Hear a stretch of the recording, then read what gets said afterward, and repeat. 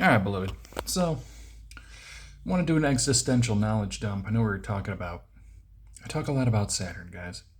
Because Saturn is our sky father. God damn it! When you find out, I asked him, "What the fuck is up with the biblical paradigm? What is up with that? Why are we still running with that?" And he's like, "Because there's some divinity in it." And I'm like, "What the fuck does all that mean?" You told me the whole story. You can check it out. There's something in it, but the whole concept was made up. Like apocalyptic Judaism was applied to it.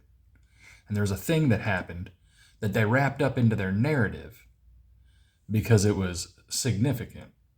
And for some reason, he thinks it's good to continue because it's him worship. Bottom line, Christianity took up a narrative, right? Where they decided to let the Jews crucify some guy, right? That had the personality and persona of the sun on him. Because everybody's astrology. Remember, humanity's a monolith. Whether you choose to be a this, or Iudeus, or Greek, or whatever you choose denominationally to associate yourself with culturally, the realistic concept in the heavens, the Chiron realm, the Saturn realm, where our brains, our electromechanical flashing of capacity and ability, it comes from its limits, its ability and capacity come from Saturn. It's like a big hard drive. Think about all of these planetoids have intelligent spectral information. Specifically, the sun is the number one thing we're really supposed to be sun worshipers, is what Saturn told me. And that's why the biblical paradigm kind of gets to go. Because he's having us remember that even though through dogma, we're carrying the story of the time we crucified the persona of the sun, the actual sun, like these intelligences come down and live out lives. The gods came down into bodies, and how they did it through this astral projection field, the mind matter phenomenon thing. Because those planetoids wanted to live out lives, right? We have this thing. It's like an accord with Saturn. It's weird. It's like the Sephiroth works. It's a net coming down with the Mazaloth at the top. But the thing with the Mazaloth, which is the zodiac, it's double radiated. The Mazaloth, the zodiac, the astral projection field we call the stars, whether it's your individual zodiac, whatever degrees you're in, on your midheaven, whatever it is, you are a projection field of those things here. It's an astral projection field. You are already astral projected. You're reverse astral projected. That's why you can astral project. You can have an astral projection experience because you are reverso projected, right? And the storation for the information in the complex is in Saturn's, what he said. And the zodiac and the earth, right now, the projection field is focused on the earth, right? The place we're at, Gaia, right? Malkuth. This is where the kingdom is at. See, there's a bunch of stuff in there. This is the actual kingdom. And we can apply that movie, What Dreams May Come, where you can move in state and stasis and mentality and actuality through the mental movement, through whatever you're at, to getting closer to reality. Moving closer to reality is the whole point. Like, the closer you get to the truth, the actuality of reality, the more beneficiarity you can have from the actuality. And the actuality is that we have rights, petitions, access through a temporary process, through a petition and favor process with actual celestial powers. It was always meant for us to be able to interact with that. I think they got rid of it because everybody's like, oh, social mobility is locked up because of the stars. You're cross stars. No, the reality is you can have rights, petitions, accesses, authorities. You'd have to find your Templars, your priests, and be like, hey, I want to do this on this day, and this is I want to make this kind of union with this person. What do I do? What offering does that temple need, right? And your sun god Apollo may want this, or Artemis may want this, or whatever it was. Specifically, there are spirits that coin back to the planetoids. The original service, the Templar process, was to service the actual things that are powers. Those planetoids and the stars are powers.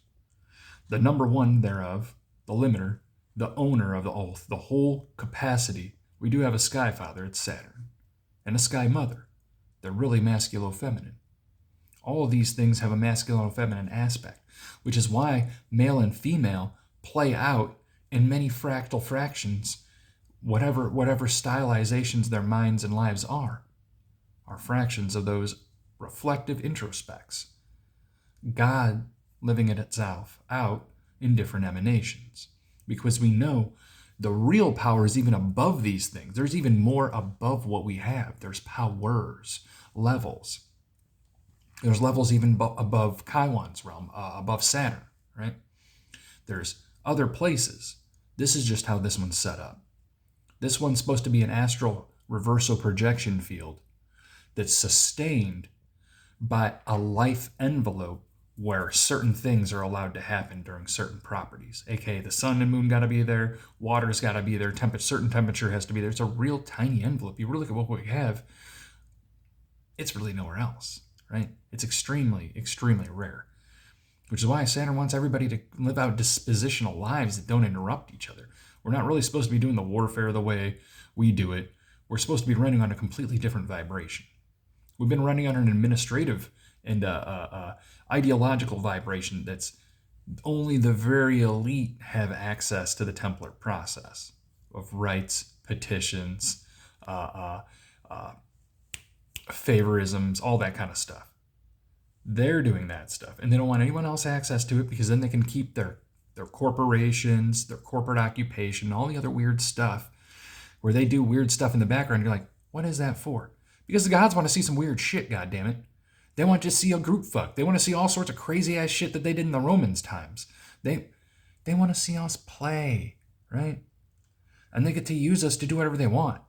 They literally are reflected into us, and at the same time, there's a God mind, like an upper mind for each of one of these things that can move us all like pawns in chess. And Saturn just basically is like, I can do that, you can do that, and I'm going to get in there and I'm going to make, and he dwells in the interactions. It's he and she, right? Really, to be honest about it, it dwells in the interactions. It disposes dispositions, right? It has preeminent authority to move people's minds around you and choreograph a reality based on your interaction with it and your pleasing of the thing that actually exists. The closer you are in harmony with it, with its actual... That's why it's put all those... There was a time where an authoritative measure of commandment should have been put out. Now we have a government. You follow the fucking government, right? To the best of your ability. And there are some things where you can rebel that are obvious conflicts between your own social rights, like the corporate occupation between your real social rights and the corporate occupation of cultura stuff that's like against your civil rights and against your actual rights, like people looking in on things they shouldn't be. And we looking at that in the Roman way and get rid of it. We shouldn't be suspicious of everyone. But that's just how the society is. We have an elite secret society that's got high paranoia megalomania, and they want to reflect it down onto everybody else as if those people have those things. No, it's that we brought this kind of witchery and lies and brought Christianity and funny religionisms that people live out paradigms and do funny fucked up shit because they think a Satan exists, or funny fucked up shit because they think God exists and is justifying this and that. And really what you're getting is Saturn in your mind fucking with you, letting you know that, yeah, you got free will. But wait until you realize what this all is. Wait until you see what I've got for you. There's something. Man, there is a disposition, a disposer of dispositions that we all ought to consider. The great recycler, Saturn. He wants us to consider Jupiter for favor. He's offering the thing that's only the elite have right now back to you. A mind power. When you start initiating the favor train, the mind power initiates in your mind, allowing this special kind of light to form in you. And it'll become coherent for you. And it'll be a channel, a wavelength you can ride. Think about this. This is you know this is true. Light is a wavelength, as well it is a frequency, as well as it is a vibration. It's really all light. It's just our eyes can only perceive a certain spectrum of it. And we are actually in a vibrating universe that our eyes are doing a continuity. It's making a continuity. Even the Vedics said, where it's like we're repeating like so fast, like flickering, right? Like a flashing, like a hard drive image. Think of it. That's how Saturn had us create the computers. It's just celestial information that was reflected onto humans to allow us to live it out and manifest reality, because it already exists somewhere. That's what I'm saying. Those things existed still, even before your mind and matter formed them down here. That information. We're getting a format and a form that we can live out and micromanage like Saturn has over us. It's like all of us on a hard drive. And we have access to our previous selves, an image of our immortality.